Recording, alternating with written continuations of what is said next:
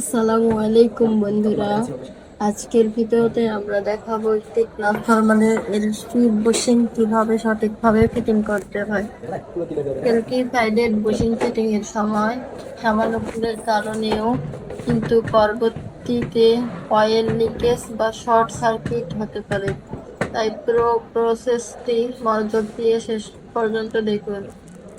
প্রথমে আমরা বুশিং এর বসার জায়গাটা এবং ব্রাশ রডটি ভালোভাবে পরিষ্কার করে নিচ্ছি। এরপর অয়েল লিকেজ বন্ধ করার জন্য আমরা এখানে নতুন কর্ক শীট বা রাবার গ্যাসকেটটি বসিয়ে নেব। খেয়াল রাখবেন গ্যাসকেট যেন একদম সঠিকভাবে পজিশন মতো বসে। এবার আমরা চীনের মাটির তৈরি বুশিংটি সাবধানে রডের ভেতর দিয়ে বসিয়ে দিচ্ছি।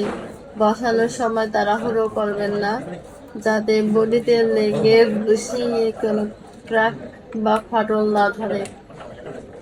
বুশিংটি বসানো হয়ে গেলে উপরে মেটাল ওয়াশারটি দিয়ে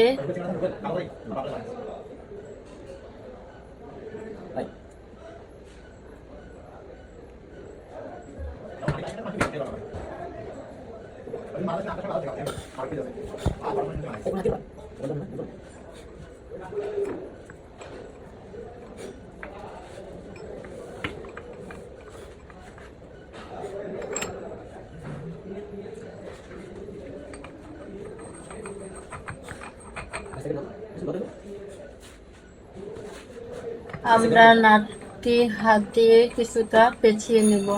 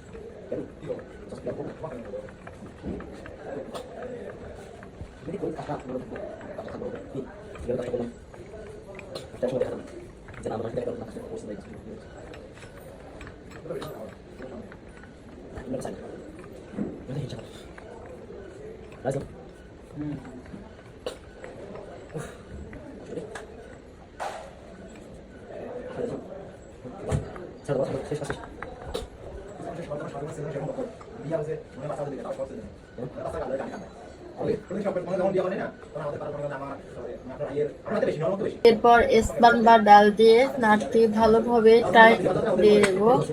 এখানে একটি বিষয় খেয়াল রাখবেন, নাটটি কিন্তু অতিরিক্ত গায়ের জোরে টাইট দিতে যাবেন না, এতে বুশিং ভেঙে যাওয়ার রিস্ক থাকে। জাস্ট হাতের আন্দাজে পারফেক্টলি টাইট হলেই চলবে, যাতে ভেতর থেকে ট্রান্সফরমার অয়েল লিক করার কোনো সুযোগ না থাকে। দেখুন আমাদের এলটি বুশিং ফিটিং এর কাজ একদম নিখুঁতভাবে কমপ্লিট হয়ে গেছে। এভাবে সঠিক নিয়মে কাজ করলে অয়েল লিকেজের কোনো ভয় থাকে না। ভিডিওটি ভালো লাগলে অবশ্যই লাইক এবং শেয়ার করবেন। আর ট্রান্সফরমার রিপেয়ারিং ও ইলেকট্রিক্যাল কাজের এমন আরও প্র্যাকটিক্যাল ভিডিও দেখতে চ্যানেলটি সাবস্ক্রাইব করে রাখুন। কোনো প্রশ্ন থাকলে কমেন্টে জানান। ধন্যবাদ সবাইকে।